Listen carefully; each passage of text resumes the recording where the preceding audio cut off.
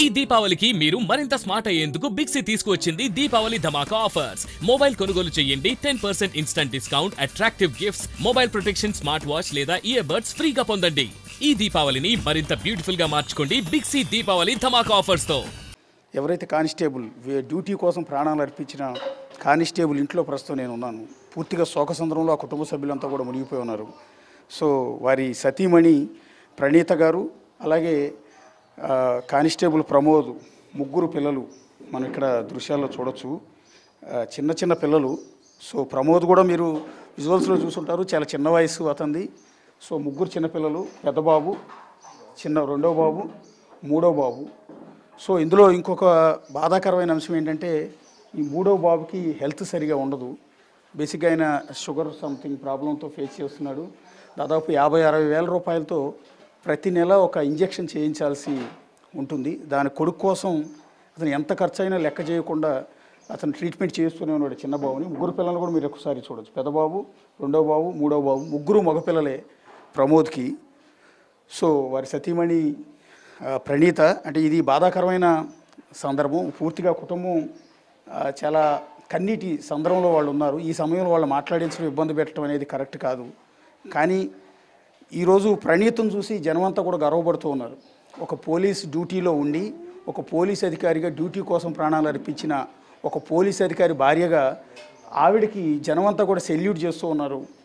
So ఈ క్రమంలో ఆవిడ ఆవేదనని మనం తెలియజేసుకునే బయట ప్రపంచానికి ఆవిడ ఏమంటుంది, ఆవిడ మాటలు ఏంటి, వాడి పిల్లలు ఏం చేస్తున్నారు అనేది ప్రతి ఒక్కరు కూడా చూడాలనిపిస్తుంది. చాలామంది ఈ నిజామాబాద్ చుట్టుపక్కల ఉన్న వాళ్ళంతా కూడా ఆయన అంత్యక్రియలకు భారీగా హాజరై చివరిసారి ప్రమోద్ని చూసి వెళ్ళారు. ప్రమోద్ అంటే ఇంతకుముందు ఎవరో తెలియని వాళ్ళు కూడా ఆయన చూసి వెళ్ళారు. కానీ దూర ప్రాంతాల్లో ఉన్న చాలామంది ప్రమోద్ని చూడాలని, ఆయన కుటుంబ సభ్యుల్ని చూడాలని ఉంటుంది. అందుకోసమే వాడి కుటుంబ సభ్యులతో మాట్లాడించే ప్రయత్నం చేస్తున్నాం. ముందుగా పిల్లలతో మాట్లాడిద్దాం. నీ పేరేంటి నాన్న? ప్రణీత్. నీ పేరు ప్రణీత? అమ్మ పేరు ప్రణీత కదా? నాన్న ఎప్పుడు చూసావు నాన్న చివరిసారి? లాస్ట్ 7:30. ఓకే. ఫ్రైడే 7:30. ఓకే. ఎలా నానంటే నీకు బాగా ఇష్టం నాన్న?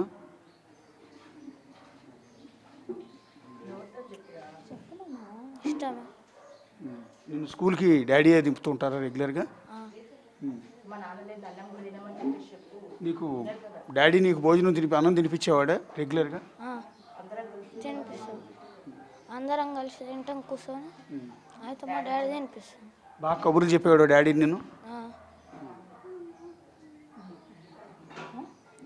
రేపు నువ్వు పెద్ద అయిన తర్వాత కూడా నువ్వు కూడా పోలీసు అవుతావా? ఏమవుతావు నాన్న మరి? నీ పేరేంటి నాన్న? ప్రమీత్. ప్రమీత్. నీ పేరు ప్రణీత్, నీ పేరు ప్రమీత్. ఓకే. నువ్వేం చదువుతున్నావు? 6th class. నానంటే బాగా ఇష్టమా నీకు? నాన్న చివరిసారి ఎప్పుడు చూసావు నాన్న? ఎప్పుడు మాట్లాడేవాడు నాన్నతో? ఎప్పుడు ఆడుకున్నావు? ఫ్రైడే 7:25. ఓకే. నీతో ఆడుకున్న తర్వాతే డాడీ బయటికి వెళ్ళారా ఆ రోజు? అవును. ఎలా నానంటే బాగా ఇష్టమా నీకు? అవును. అంటే అమ్మ అంటే ఇష్టమా, నానంటే బాగా ఇష్టమా? ఇద్దరు. పెద్ద అయిన తర్వాత మరి నువ్వు కూడా పోలీసు అవుతావు నాన్నలాగా? అవును. పోలీసు అవుతావా?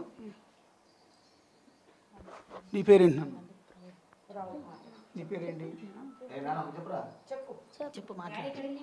డాడీ చెప్పు. డాడీ ఎక్కడికి వెళ్ళారు? డాడీ ఎక్కడికి వెళ్ళారు తెలుసా?